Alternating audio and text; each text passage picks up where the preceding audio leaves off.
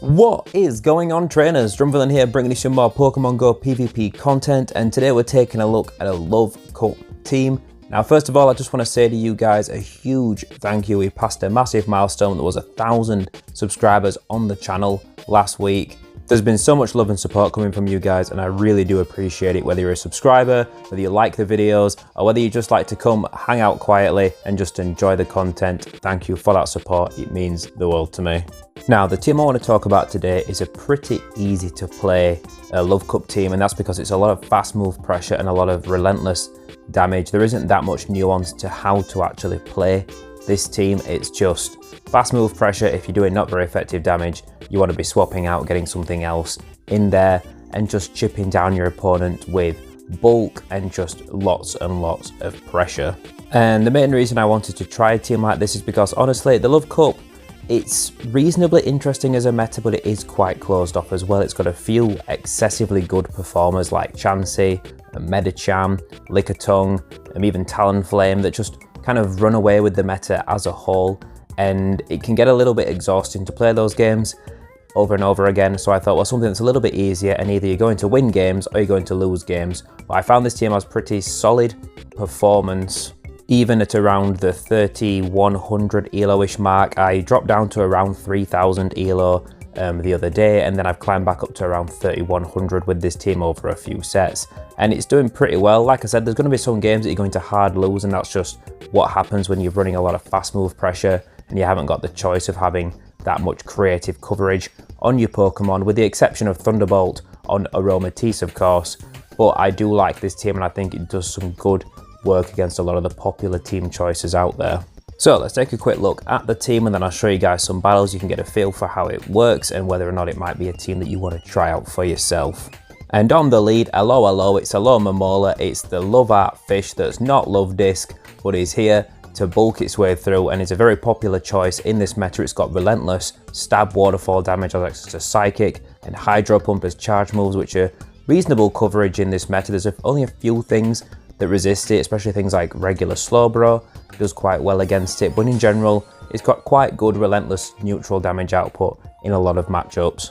It's got a lot of bulk as well, which really helps it chip opponents down. In the Say Swap, it's Spider-Man, it's Ariados. He's out here with Cross Sting, Cross Poison, and Lunge, and that's fantastic coverage in this meta. It's become a lot more viable to run Ariados recently since Poison types got their buff and the Poison Sting energy got boosted massively. It makes a fantastic Say Swap in the Love Cup meta. And in the back, we've got Aromatisse with that relentless charm damage. It also has unique charge move coverage and having access to Thunderbolt, which can hit the water types, and Talonflame for big damage. Realistically, any charm is going to work pretty well in this position for you, but Aromatisse is my personal favourite, and Wigglytuff is probably the next best choice after it for that slot.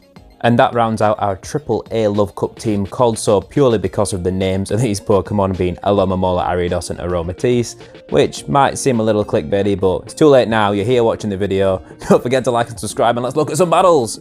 So, jumping into the first match, when we are at 3,100 elo rating at this point, and we get an Electrode lead, and that's pretty much the nightmare lead for Alomomola. It's either that or something like a regular Slowbro, or even Druddigon. That's probably the worst things that Alomomola can see. Electrode's just absolutely horrendous. It's got such massive pressure with Discharge and Volt Switch, so we're going to swap out straight away to Ariados, which is our generic Say Swap, and they do stay in for quite a while and throw a move, and we get a shield out of them before they swap out to their own Alomomola. Now, realistically, in that situation, I threw the Cross Poison because I was hoping to get to 2 charge moves, but I should have thrown the Lunge and lowered the attack on this Alomomola to make the farm down much easier in this situation, because Alomomola mirror matches are pretty long, they're pretty slow, they're pretty drawn out, and really the only thing doing meaningful damage is the psychics that you might be throwing at each other. You don't want to throw a hydro pump, and the only other charge move you have access to is Blizzard, so you're definitely going to be throwing psychics at each other in this situation. But what it would mean is that we're taking much less damage from these psychics and waterfalls over this amount of time, and we'd be in a little bit of a healthier spot right now. But we don't mind spending Alomomola in that matchup just because we know it's going to be lined up with Electrode at minimum anyway. So we decided to store a charge move and swap out to Aromatisse, start getting ahead on energy. We've got a 2 shield advantage, maybe we can charm our way through the rest of the game. A lot of people have Medichams in the back or other fighters, and this opponent is going to surrender before we even see the last Pokemon. So it probably was a fighter, and GG to them, and just goes to show that sometimes team comp is just enough to take wins for you. And a lot of people right now are utilising Medicham in the back, so having a Charmer in the back yourself really pays off in a lot of games in this meta. Jumping straight into matchup number 2, and we've got Scoly Roly Polypede. And the good thing about catching poison types on the lead is that you can kind of keep them in this matchup and keep them away from Aromatisse, because that's the biggest thing that those things are there to do, is to shut down Charmers and also fighters, but they don't do that as effectively. But they're very, very good for high pressure on your Charmers, and there's a good chance they might be weak to the charm in the back if they do have a poison on lead. Now, we're not going to show the Sludge Bomb, we're just going to keep relentlessly chipping away with Waterfall. We thought we might force them to throw another move, and that was a little bit of a misjudgment on our part. It was the first time we'd had our Alomamola against a Scoly Roly Polypede, but we decided to bring in Ariados simply because we assumed that we'd resist whatever charge move they threw, because we knew they were loaded at that point. And now they bring in their own Alomamola into our Ariados, and we can just put some work in here. We're probably going to go down in this matchup and save shields for Aromatisse. And now the opponent decides to swap and reveals that they do actually have an Electrode in the back, and that's going to be fantastic for us. It means that Aromatisse can put a lot of work in. We are going to shield up Ariados just to get some charge moves off, maybe get that last shield out of them, see what they decide to do. You see the lunge does massive damage to Electrode, and now they're definitely low enough for us to simply just charm all the way through. Since we've lowered their attack with the lunge, we let this go. It still does a reasonable chunk and would do a good chunk even if it wasn't debuffed, but realistically we wanted to make sure we had the shield to shield at least one move from Alomamola, and now we're looking to be in a pretty solid position, although this Alomamola might get enough energy for 2 charge moves here. It's already thrown a Psychic and is chipping away with more and more Waterfalls, and we're not going to charm them down before they Waterfall us down. It's very, very close. And now do we need to make it to... Oh! 1 turn. We get to the Poison Sting, but it is 1 turn after the Alomamola gets to their Psychic. They get to throw, and they take us out, and they take that win. GG. I think if we'd have stayed in with Ariados against the Electrode and then just saved 1 shield for Aromatisse, we might have been in a better situation there. It still would have been very, very close though. Game number 3, and we've got a Flappy Fish mirror match, and they actually swap out to an Ariados, and this is an interesting choice early on. And honestly, at this point, we're wondering if they've got the mirror team to us, if they may be running a Charmer in the back as well. But it doesn't really make sense to swap straight out of an Alomamola mirror match unless you've got a hard counter in the back. So there's a bigger chance that there's something like Electrode or perhaps Druddigon, or maybe even Slowbro that's going to be resisting that Waterfall damage that they really want to align with our Alomamola if they get the chance. So we're going to soften up their Ariados a little bit first before we swap out and mirror with our Ariados, just to really guarantee that we're going to get switch advantage in this situation. And there's a good chance they don't have another hard poison counter in the back in this situation. And now they're going to swap back into their own Alomamola, which is a weird choice because we can now swap back into our Alomamola after debuffing them. So now we're actually in a positive situation in this matchup, whereas before it was a neutral situation. But now that they're debuffed, you're going to see over the course of this matchup, it's going to add up quite substantially and put us in a much, much better position, even though our Alomamola took a little bit more damage at the beginning as we were waiting to swap out into our Ariados to soften theirs up. But we're still going to get to this second Psychic first. Well, we're actually going to CMP tie, but we get ours off first, but theirs isn't going to knock us out.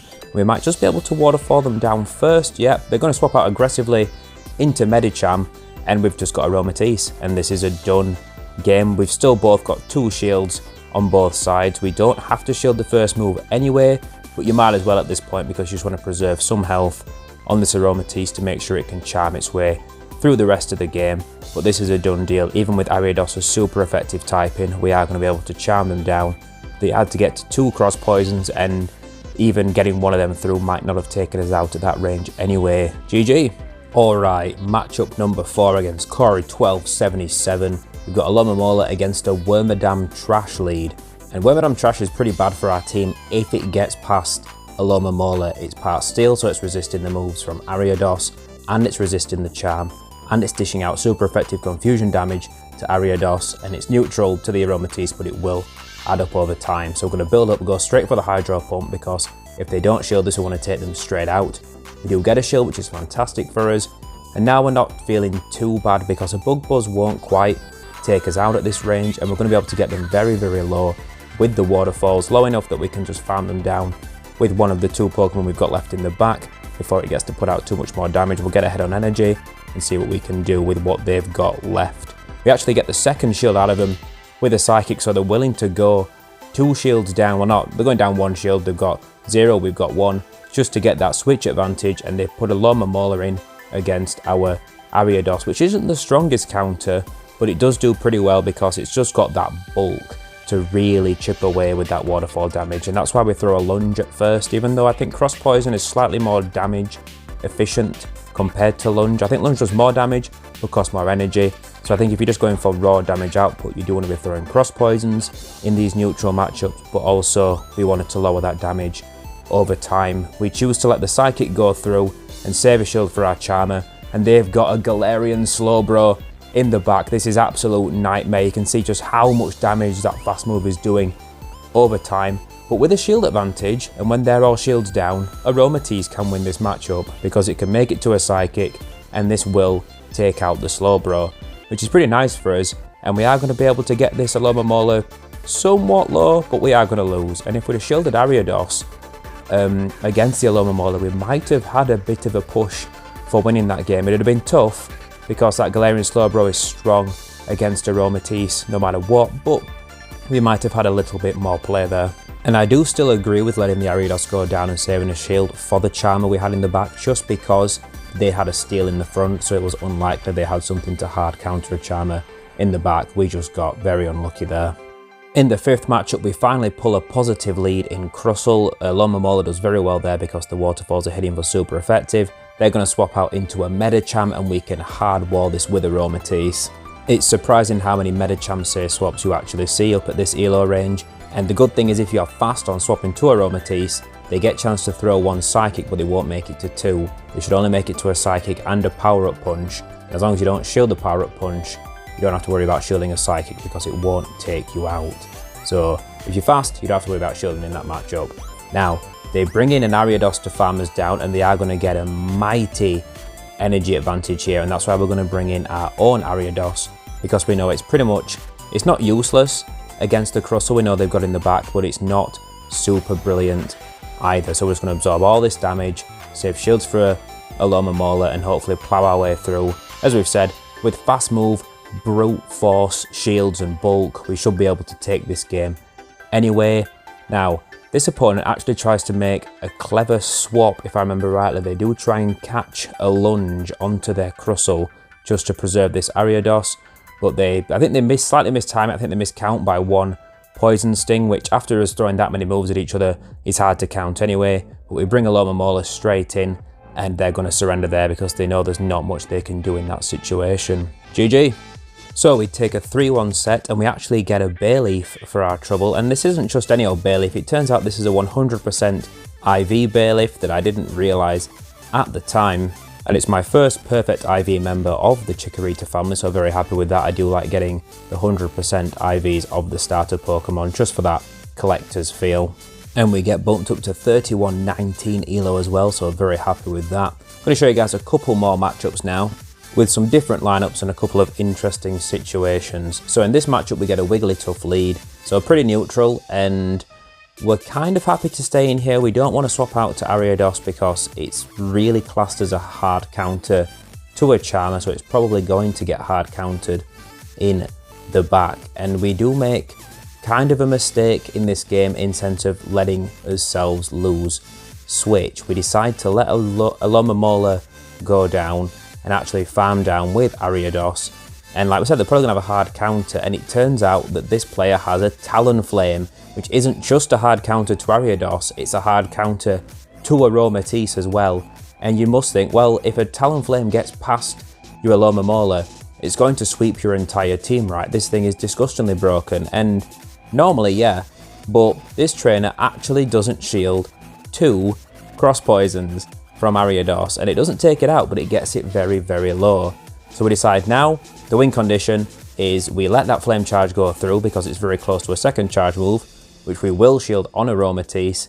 We're going to charm through it and then hope that we can charm our way through the last Pokemon on the team. And it's not a positive matchup, but it's not a negative one either. It's a regular Slowbro, which means we're hitting them for neutral, they're hitting us for neutral, but Charm really does dig in, and we get the defense drop, and that is absolutely clutch in this situation. It means we're going to be just able to outpace them on fast move damage to farm down this Slowbro, and then we're also going to be able to charm down the Talonflame because it's only going to get, well, it isn't going to get one Incinerate through because it was one charm away from being KO'd anyway.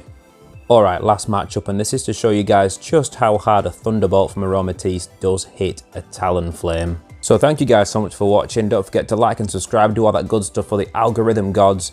Let me know what you think of the team down below, and as always, I will catch all you absolute legends next time.